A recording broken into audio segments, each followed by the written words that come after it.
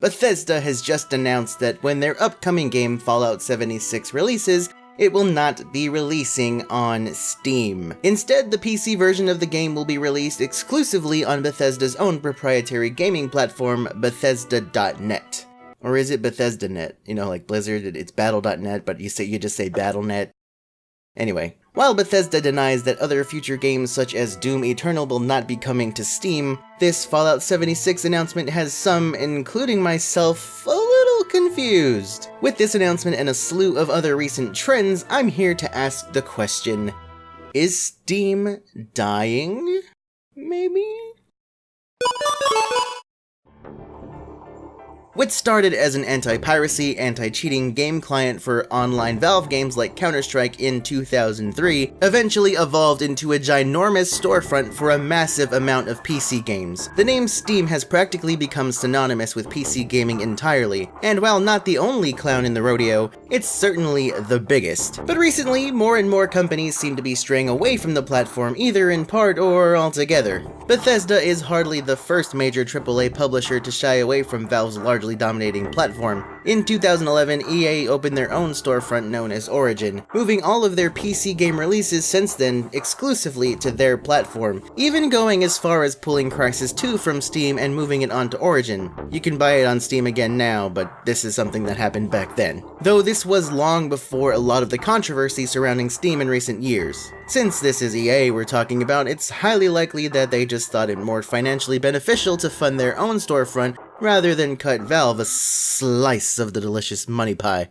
Ubisoft also has their own PC storefront known as Uplay, and while they still do sell their games on Steam, most of their recent games still require that you also download their Uplay client in order to play any games. In fact, later this year, Activision Blizzard's own Call of Duty Black Ops 4, likely to be one of the best-selling games of the year, will be exclusive to Battle.net. A first for the series despite Activision and Blizzard merging about 10 years ago now. This was also the case for Destiny 2, although the first Destiny was not released on PC at all. Still, up until Destiny 2, Battle.net was a client used strictly for Blizzard games like World of Warcraft and Overwatch. On top of all of this, while you can play popular Battle Royale games on Steam such as H1Z1, Realm Royale, and Steam's longtime bestseller PlayerUnknown's Battlegrounds, one game you cannot play on Steam is the biggest of them all, Fortnite. Instead, that's exclusive to Epic Games' own client. By the way, do you know how annoying it is to have all these freaking programs installed on your computer? It's no wonder my console player friends won't switch to PC, where at least online multiplayer is free! So this all begs the question, why would all of these giant AAA publishers begin turning away from Steam? Now listen, this is all speculation on my part. It could be that these publishers just want to do their own thing. Maybe it's a financial thing, maybe they have plans for the future that they're beginning to work on now. Maybe it's for a bunch of reasons. Part of Blizzard's reasoning for the whole Black Ops 4 thing appears to be to take advantage of the social features on their platform, as well as added security to prevent hacking and cheating. According to an article from Gadgets 360, sources say it also has to do with Activision's desire to compete with the juggernaut that is Fortnite, and wanting to offer cross-platform multiplayer alongside the release of their own Battle Royale mode. More on that in a future video, by the way. Now, what leaving Steam has to do with cross-platform, I have no idea. Either way, I'm taking that last tidbit with a grain of salt. Speaking of salt, there certainly is a good amount to be flung at Steam by annoyed consumers and developers alike. Curse you, gaming! For the past couple of years now, Valve has let broken unfinished piece of junk after broken unfinished piece of junk spew its way onto Steam, really gumming up the works as far as finding quality games on the platform. This has only gotten worse in the past year thanks to a little thing called Steam Direct. What was originally intended to remedy the overflow of refuse caused by Steam Greenlight has only made things worse, making it more pricey and yet easier for developers to release whatever they want, more than doubling the number of games added to Steam each week in comparison to Greenlight. And by whatever they want, I basically mean whatever they want, because Valve kinda really doesn't moderate what games are on their platform. Just a few months ago, a game called Active Shooter was up on Steam, and while never released for purchase, a store page for the game was created with what would have been an upcoming release date. It was supposed to be a multiplayer game where players could play as a SWAT response team, or a school shooter, whose goal was to hunt down students and fight off the enemy team. Fortunately, Valve actually did step in and remove the game before it was released, but the fact is that a store page was so easily created in the first place. Now, why doesn't Valve just go in there and prevent games like this from appearing on their store, or removing games that should be removed? Well, according to an article from TechCrunch, it's because Valve says that it's too hard. So, they're just not gonna. And according to that article, Valve employee Eric Johnson said in a company blog post, "Valve shouldn't be the ones deciding this. If you're a player, we shouldn't be choosing for you what content you can or can't buy. If you're a developer, we shouldn't be choosing what content you're allowed to create. Those choices should be yours to make.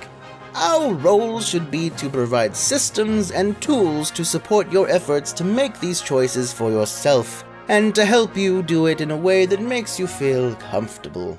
I mean, sounds great, but when you consider the fact that 180 games are being added to Steam every week, most of which are junk and can barely be called a game, it's just not working out, Valve. I mean, Gaben, where are you? Get in on this, man.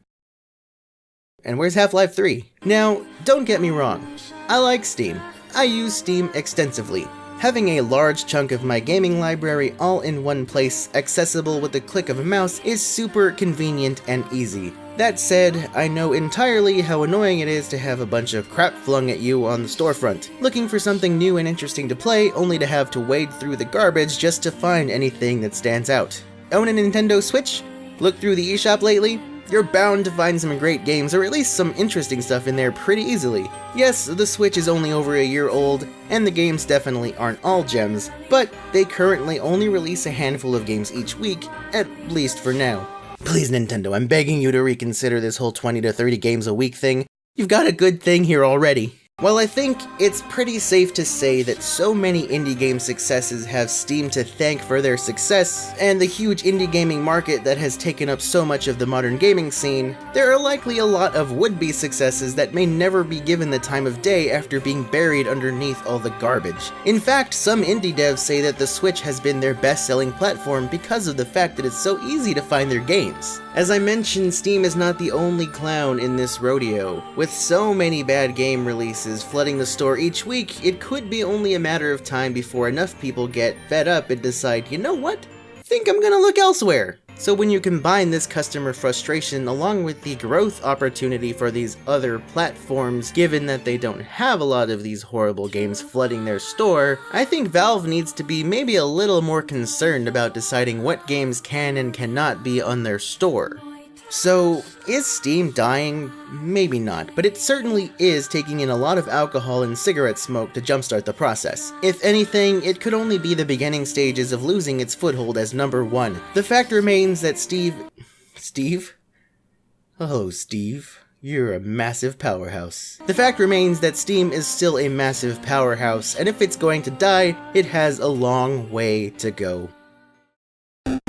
Well, I feel I've rambled on long enough. I want to hear what you think, so let me know in the comments below. If you like what I had to say, hit the like button. Hated this video, you can dislike it too if you want. Consider subscribing and sharing the video, and as always, this is the end of the video. So goodbye.